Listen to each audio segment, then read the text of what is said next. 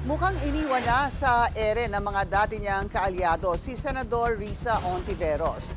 Habang mananatiling independent kasi ang senadora, tila sa mayorya ang bagsak nila Senators Bam and Kiko. Narito ang agenda report ni Dexter Ganibe.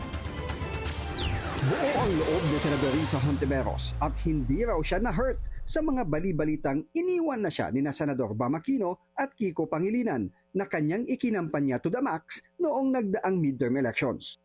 Naniniwala ang mambabatas na responsable at accountable naman sina Bam at Kiko sa kung anuman ang kanilang desisyon.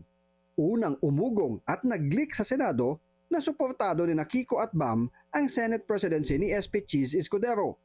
Sa katunayan, sumingaw na sa Senado na ibinigay kay Bam Aquino ang chairmanship ng Basic Education Committee na kanya talagang ninanais para maisulong ang kanyang mga pangako noong kampanyahan para sa edukasyon.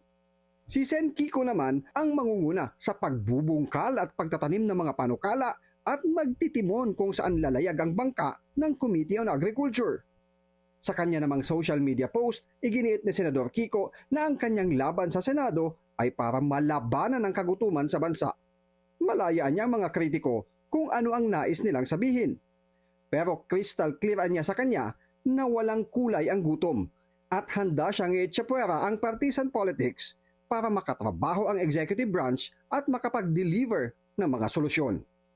Naniniwala rin daw siya na silang tatlo ni Bam at Risa nagkakaisa sa usaping mawakasan ng kagutuman at maibaba ang presyo ng bigas at mga bilihin. Una nang sinabi ni Senador Mig Zubiri na umi-effort ang Veterans Bloc ng Senado para makapag-reach out kay Hontiveros at makumbinsing makasama nila sa minorya. Pero para kay Sen Risa, mananatili siyang independent at tutulong siyang palakasin ang oposisyon sa bansa. Si Senator Bam wala pang komento sa issue.